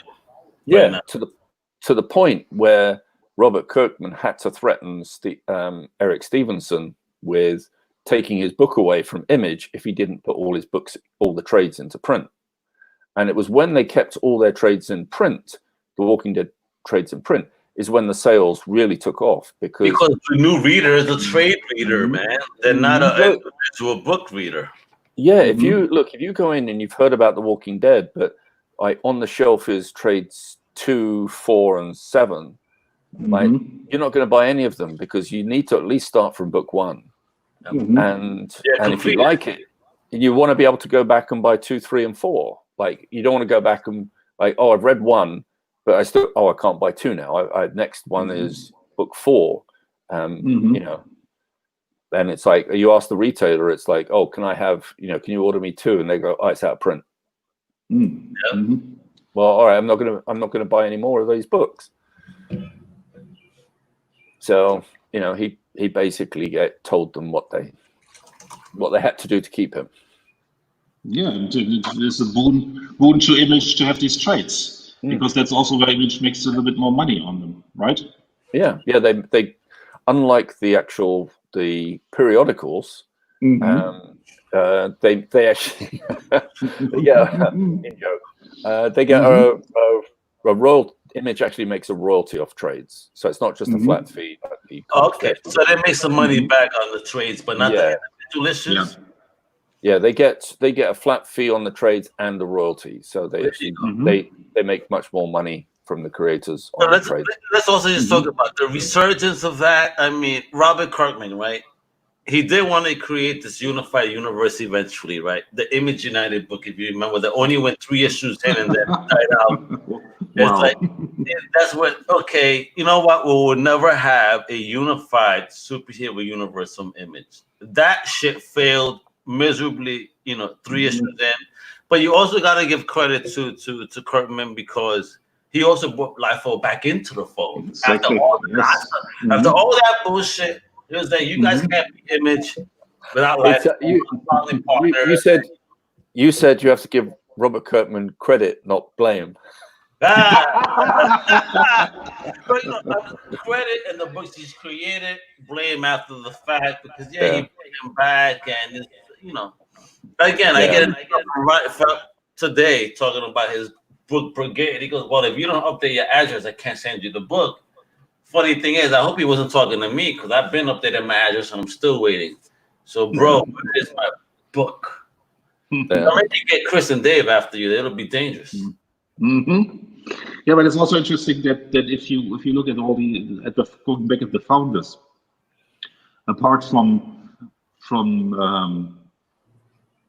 Todd McFarlane, Jim Valentino, I think, and Eric Larson for sure, the others went back to work for the men. I mean, Rob Liefeld has gone back to work for DC Comics, and as far as I know, Todd McFarlane recently did a cover for Marvel, but other than that, he has never gone back to Marvel. And, wait, Liefeld went back to Marvel and recreated a different version of a Cable, Major X. Yeah, and he also worked for DC Comics, but the other guys, they stayed true to Image. They stayed true to Image, and they said, "This is our company, and we're not going to DC or Marvel." Well, the only thing I can remember Eric Larson having gone back to Marvel to do was he did a Fantastic Four miniseries with Keith Giffen and Bruce Timm. Man, I mean, why wouldn't you want to work with those two in this Marvel? I mean, great team. I'd go back to that's an awesome team, and I'd just do it just for credit's sake. Jeez. Well, it's. I think that there are. I think in that case, I think Eric would have gone back purely not for the money, but for like, wow, okay, well, if you want me to, if you want me to do something, I want to do the Fantastic Four, and I want to do it with Bruce Timm. And that was just a fun. They had person at Boston Comic Con several years ago, and his energy, his spirit, let me tell you, so cool. So shout out to Eric J. Larson out there, much love, man. It was such a pleasure to meet him. He was so happy and I mean, just willing to talk. You know what I mean? So I hope that one day we can even have him on here and just talk about his life experience within comics and doing Savage Dragon for so long with Megaton, and then because again, when it came to new titles and Image, going back to kind of the beginning, when Eric brought Savage Dragon, that was a character that already existed in a different label with the Megaton book, and even with Liefeld's Youngblood, that also was developed in the Megaton book, if you will, from a way different publisher. So those two creators actually brought in creations that existed prior to Image onto the fold, unlike what Jim Lee, McFarlane, and others did, where is Greek, bringing new blood to it. Yeah. Do you think we will ever have another type of revolution like this, like another Image revolution within this industry, or do you think or can it not be replicated anymore? If it's a revolution, it's going to be from a source we don't expect. I think it's like, if you go back and look at comics, there's various periods where the industry has been helped along by other means, other sources. So genres, movies and cartoons. Well, no, not just that. I mean, like you go back, and I think one of the few movies that really benefited from, sales with the film was actually the first Batman movie. Like there's never been the Batman movies that have come out since, I don't think they've really benefited from any sort of big sales spike. We're talking about Keaton Batman, right? Yeah. I know this is off topic, but the excitement of being able to have Old Man Bruce played by Michael Keaton. Oh my God! I can't wait. Yeah, no, interesting. But I mean, it's not completely right, because if you think about Arkham Asylum, which coincided with the release of the Batman movie, it made Grant Morrison rich, because basically it sold gangbusters because of the Batman movie. Yes. Right, but it wasn't just that. I mean, I remember, like, you know, retailers at the time, before the movie came out, were like literally these Batman comics that like no one was even remotely interested in, the back issue bins, were suddenly all of a sudden disappearing. Like they were marking up the prices like of course. 4 or 5-fold, putting them on the wall, and they were going instantly. Yeah. And then once the movie came out, that kind of just disappeared. All of a sudden, it was just like, oh, the movie wasn't. Well, the movie wasn't the comics. It was like it was Tim Burton's version of Batman. People expected to see that old school stuff that can't be Adam West stuff, but it was different, but it did open up to a very dark universe as well within the film. You know, to be honest, I know that my boy Nemesis from Comic Crusaders sent up the question: did you get to see Batman when it came out? I saw it at a movie theater in Brooklyn, downtown Brooklyn. And when the movie ended, people decided it was a smart idea to blow up fireworks in the theater. Oh man! So imagine I had a bottle rocket blow up on my leg that burned the shit out of me that day, boy. Yeah, but it definitely ended with a bang. But it was as a kid, I enjoyed the hell out of it. I was one of those fools wearing all those Batman shirts that were coming out again. I mean, that movie at that time really, you know, brought a lot of, you know, non-comic book fans to buy comics, you know, because of just the notoriety and how well it was actually promoted.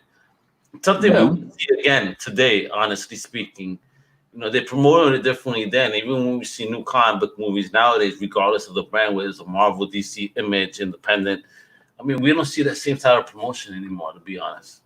Well, if you look at it, Tim Burton's Batman was, you know, no, it wasn't Adam West's Batman, but it was still campy. It was still. It was a fun movie.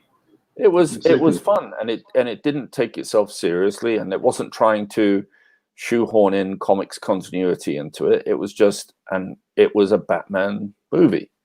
I think the Christopher Nolan Batman is the closest thing that we got to the Neil Adams Batman.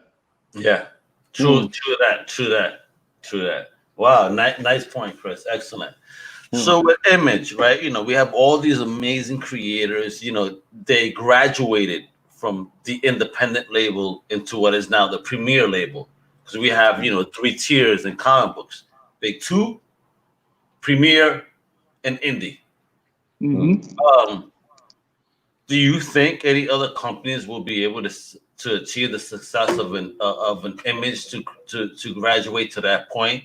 And do you think that the Big 2 will change to the Big 3 anytime soon, including Image? I think what's so interesting is I mean, on paper, I would say no.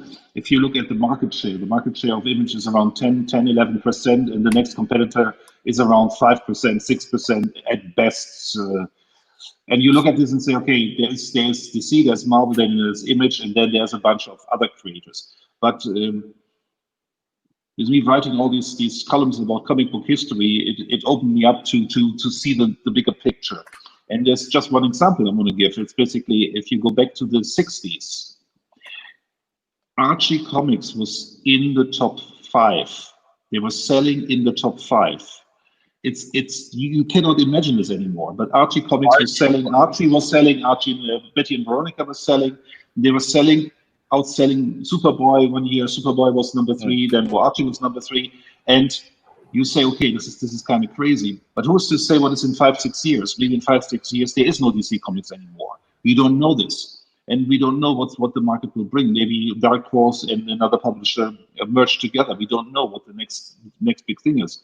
Plus, we also have many readers coming into comics or manga in general. The manga market is still going very strong and very huge. We're just talking about American comics here. But if you look at comics overall, manga is incredibly huge, incredibly popular. It's also popular with girls to a degree that regular comics, American comics, are not. And it's quite interesting. And maybe we have a global marketplace now, especially with comiXologies and platforms like that. Who's to say that the market is not going to completely change? I see Marvel and DC as a dying model at the moment. because there is yeah, very nothing much. new, nothing new coming.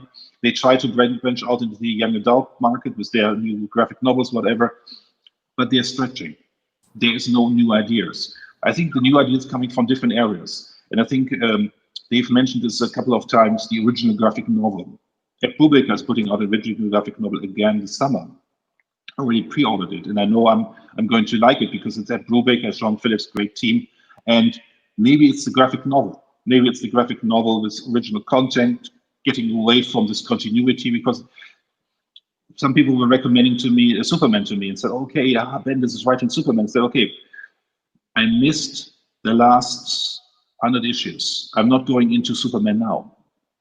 Give me something fresh where I can start from the ground floor. And I think this is going to ultimately tie down Marvel and DC. You know, I think we will see a rise of a different kind of comic book. If manga isn't going anywhere, but manga is always refreshed, because we talk about manga purely as a format. It's basically Japanese comics. That's what it is. But every time, like, it's always changing. There's always new books coming out. There's always new titles coming out. They're not just splitting off like, oh, this is popular, let's do a spin-off. Let's do a spin-off of this. It's very rare to have that. Like Dragon Ball is one of the very few examples where it keeps splitting off and there's been spin-offs. Everything else is just homegrown. It has its life. It finishes. New title. If you look at the graphic novel book market in the United States, outside of Marvel and DC, and you look at companies like Scholastic, again, new titles, new projects, very in channels. Like there's this title, it keeps coming out, the next one comes out, the next one comes out. Very much a publishing program. Very much they're publishing graphic novels just like any other book. Whereas in the comic market, yes, they go like DC and Marvel go, oh, yes, Scholastic's doing great. Let's jump into that field by taking the same characters yet again, but in a different format, changing them in like, this is a new take, like a new take. And every time you do a new take, it makes it harder. Like it might be good. It might still be cool. You might like it. But overall though, every time they do a reboot or a retake on a character, it's a jumping off point for somebody else. Somebody may be finding it for the first time, but someone else is going to leave it. And now you end up with an entire line of books where you feel there's no substance. Like, how long is it going to take? How long is this writer going to stay on? I like this book. When's he going to leave? Is it going to change? Who's going to take advantage of their multiverses? And hey, you want to keep some readers. Hey, if you want to follow this character after their set point, which is 5 years, we're going to create this line in this universe. You follow these characters. I mean, don't push away your readers. Keep embracing them. So, and if you have to create a new world in order for them to follow the adventures of their iteration of their favorite character, why not do that? No, keep a consistency. Like instead of each creator coming on and changing it to their own point of view or what the stories they want to tell, and throw something else out. Oh, I don't like that character. Let's kill them off, and because I want to have the hero have a relationship with this other character instead. They're going to keep doing that, which will instead keep an editorial hand on it. Keep each title going straight. And if that creator if they want to do a particular thing, have them do it with their own characters, not with these. Like it's, there's too often there's a personal story that someone has to tell. And so they're going to tell it with characters that don't actually fit that storyline. But they'll force it in. They'll change the character to the point where, and people might love the story. They might go, great, but it's not the character. You're pissing off other people who will no longer pick up that book. Nice. Before we end the show, I want to shout out Bill Donlevy. He's watching on Facebook. So Billy, thanks for watching. I've had and to Ultimate Toygasm that happens to be my little brother, Chris Crash. Check out Chris Crash podcast. He's been watching it as well. and everybody else have been watching. I see there's numbers there, but not many people are asking questions, which is fine. We But should let's get Billy on one of these shows. Let's drag Billy on. Billy, did you hear that, Billy? He wants on the show, Billy. So don't be shy. Come on. Yeah, we're gonna have you on. You know that'll Come be on, brother. fun to have some of my fans on just to discuss, you know, the love of comics. He definitely has a lot of commentary when Chris be sharing his stuff.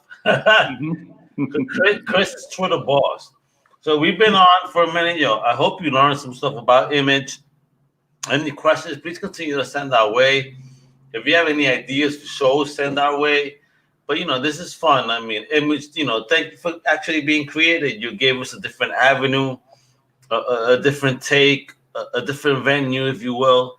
As a fan of comic books in general, you know, I always love to see different type of things come out. You know what I mean? I'm not a brand loyalist, if you will.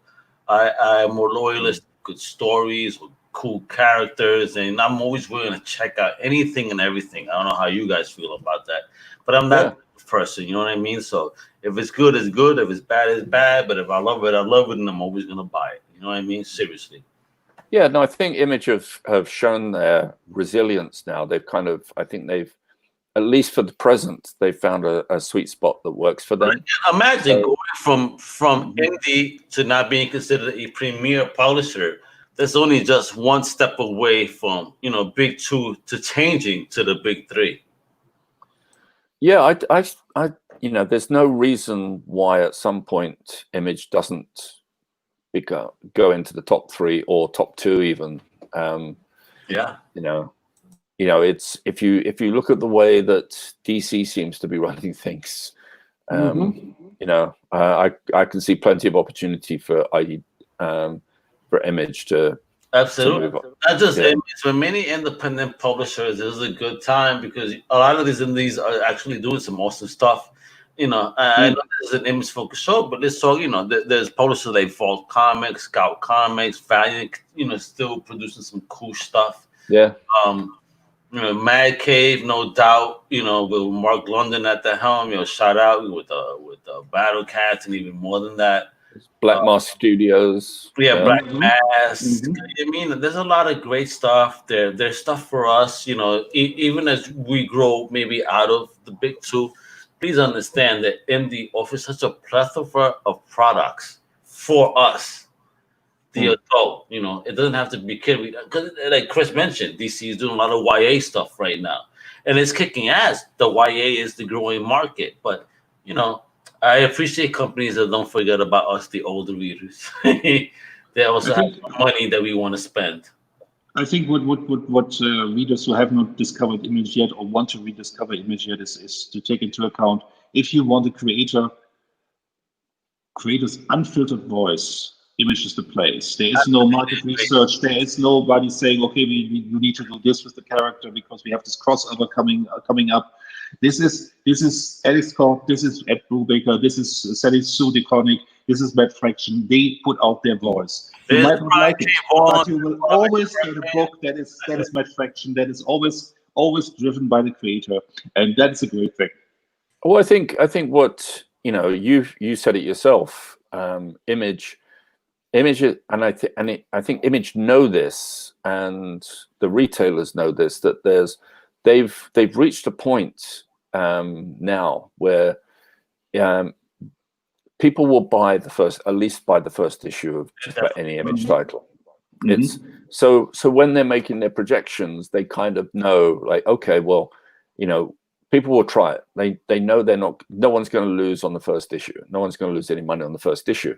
They'll at least try it, and then if it's got legs, then it's up to the creative team and the book itself to, you know, to keep it going.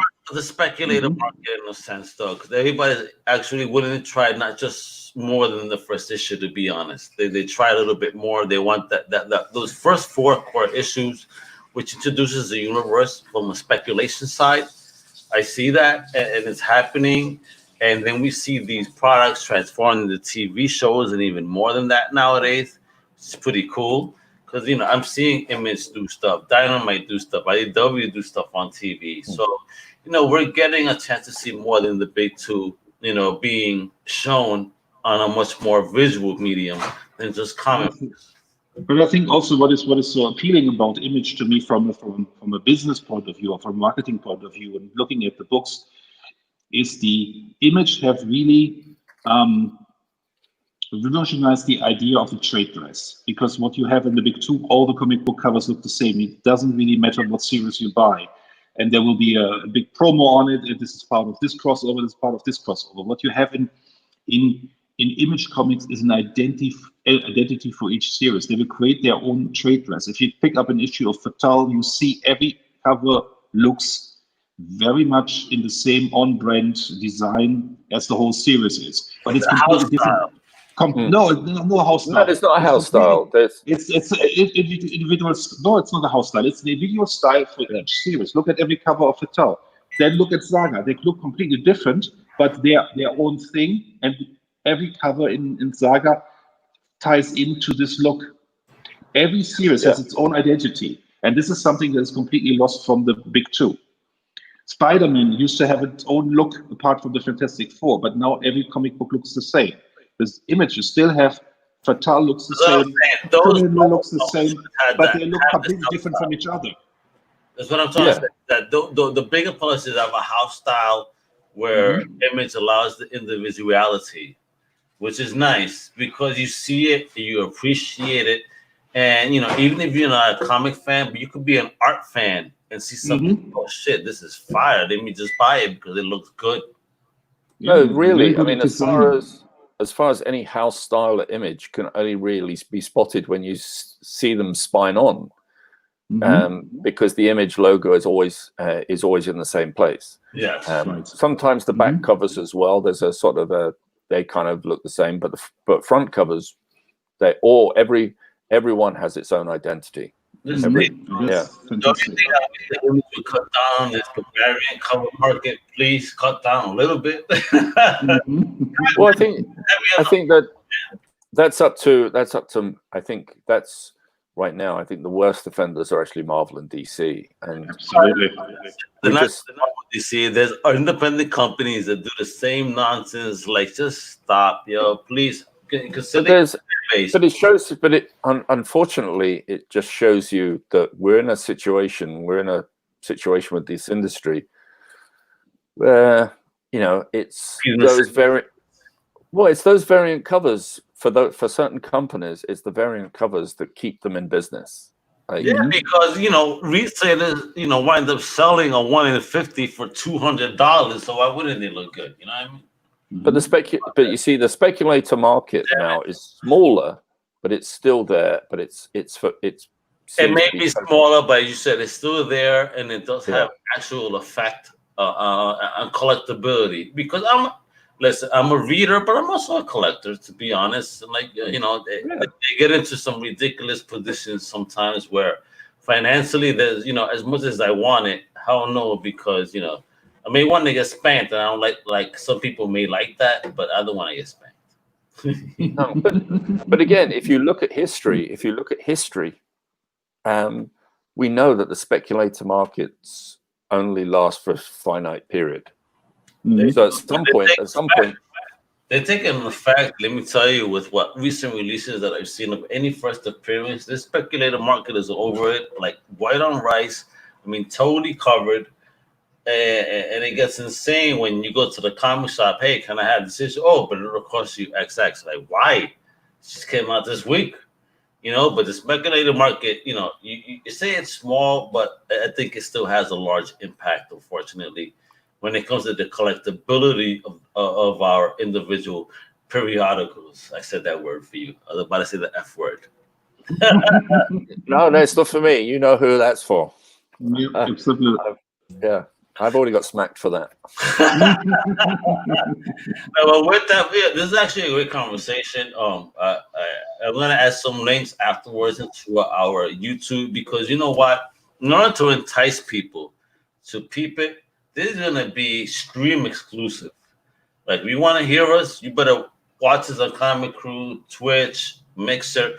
Today, Periscope didn't quite work. I don't know what happened, but I'll fix that for the next time. We've been on YouTube and Twitch and Mixer and Mob Crush and D Live and everything else. So thank everybody for tuning in. Our next topic, will be deep and crazy too.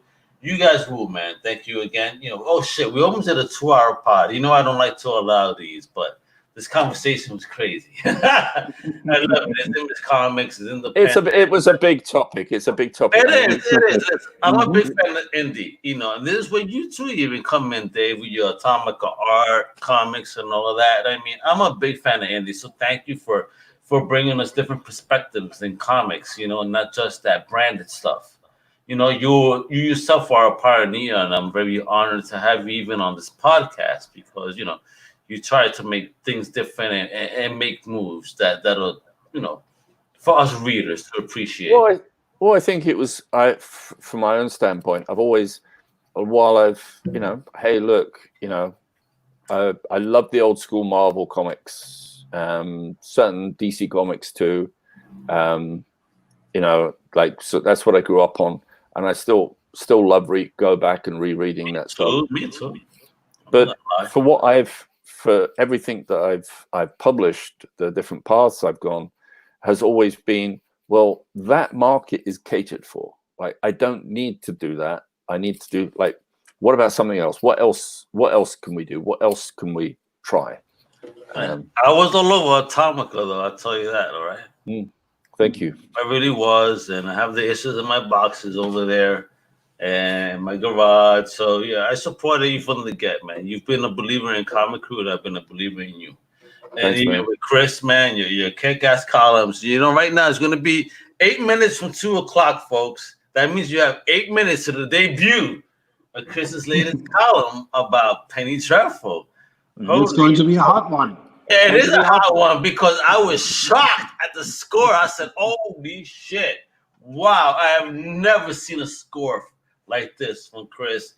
So it's deep, it's engaging, and it's to the point to give you reasons why this one was like the lowest point of this series that I hope before it ends it could pick up because wow. I mean, if it's gonna go this way, that's kind of crazy. I wouldn't like me And soon we have the next installment in my Green Lantern series. Doing research right now. If you're a Green Arrow fan out there, this will be very Green Arrow heavy. This is where we are going with this. So soon I'm back on the wonderful comic book column series with Green Lantern and Green Arrow, and Black Canary is also in there. Right. And guys, we are the Comic Book Industry Podcast, and just before we end the show, we have to say big condolences and a rest in peace to a legendary creator that we just lost yet again. I mean, Chris mentioned the Green Lantern stuff, that was Denny O'Neil. We just lost him, but Jesus, we just lost Joe Sinnott. May you rest in peace. Yeah. Thank you for everything you did, Joe. Absolutely. Condolences to the family.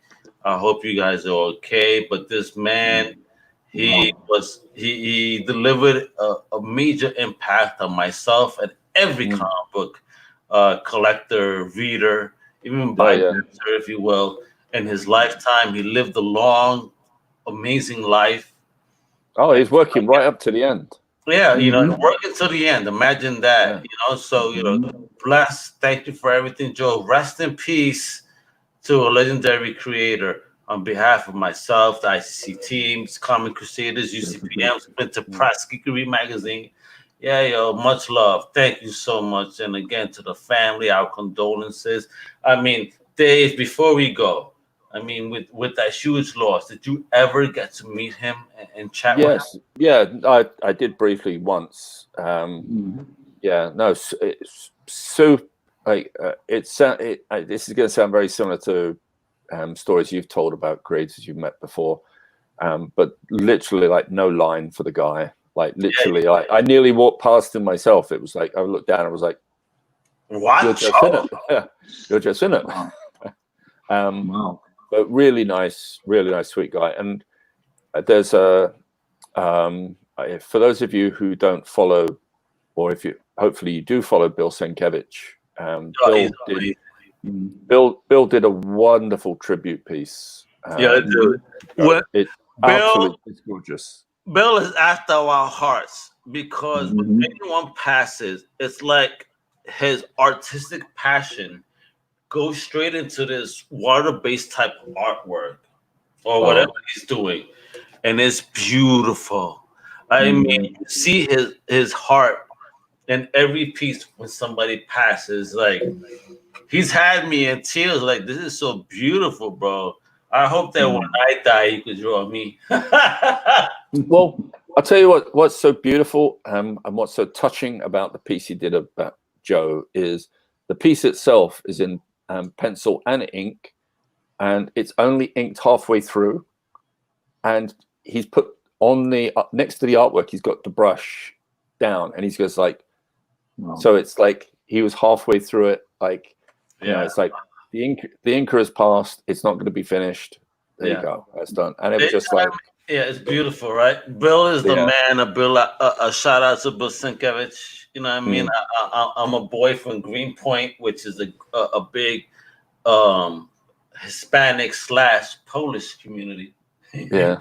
You know what I mean? So I know that was where Bill is from. I really get you, brother. And thanks for doing such a wonderful piece in honor of an amazing creator that, again, we've lost. I mean, it's heartbreaking. We're seeing our legends pass, people we grew up with. And you know, there's a song by Celia Cruz, you know, basically talking about celebrate me in life. So I hope that in the future episode of ICC, we could celebrate these amazing creators before we lose them. Because, you know, again, they have such a huge effect on our childhood. And, you know, many blessings, much love, you know, with sincerity, honestly, that thank you. You know, you guys have taken me from a place when I was a kid, you know, stress and drama, family issues, you know. I don't want to get too deep about that, but you took me away from this natural earth for a moment, you know, 15, 20 minutes of not being here, but being elsewhere. Thank you. Much appreciated. well, I think that goes to you, Dave, too, because you're a creator yourself. So thank you for taking that time to create those opportunities for us to just get away. Thank you. Well, I mean, it's like we're trying to get our way ourselves in the, you know, it's when we come up with the ideas. But we should, you know, let's celebrate those artists who are still with us that are here right now. But let's never forget some of the great talents that we've lost. That again are worth going back and finding and seeing their work, because please do look at Denny O'Neil. I mean, you know, so many topics that are going on nowadays. You know what? Denny O'Neil and Neil Adams teamed together and wrote about those very same topics so many years ago. So go back and reflect to see that there hasn't been much change, but hopefully now people are waking up a little bit. I hate the word they use, that woke shit. Shut up the fuck up. It's not about being woke. It's just about being a decent human being. Yeah. Exactly. Absolutely. Yeah. So simple. I mean, that's the whole simple thing. I don't like to get political, but again, at the end of the day, this is not political. This is about just basic humanity.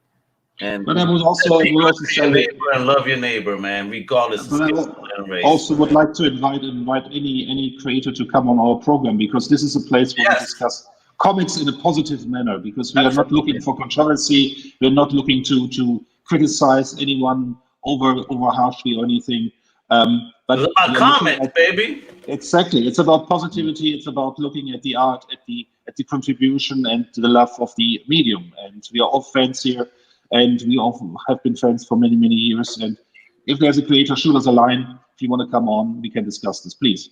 And there we go. With that, thank you, Image Comics, for continuing to be pioneers in the independent comic industry and bringing stories that are not just superhero related, but those slice of life, and even more than that, those futuristic, those sci-fi, those horror, everything. Image Comics, keep doing your thing, and here's many blessings to another 25 years of you guys publishing, and hopefully one day I could see you being not just Premiere, but Big 3. And so with that, this is Al Mega with the awesome Dave Elliott, the awesome Chris Buse.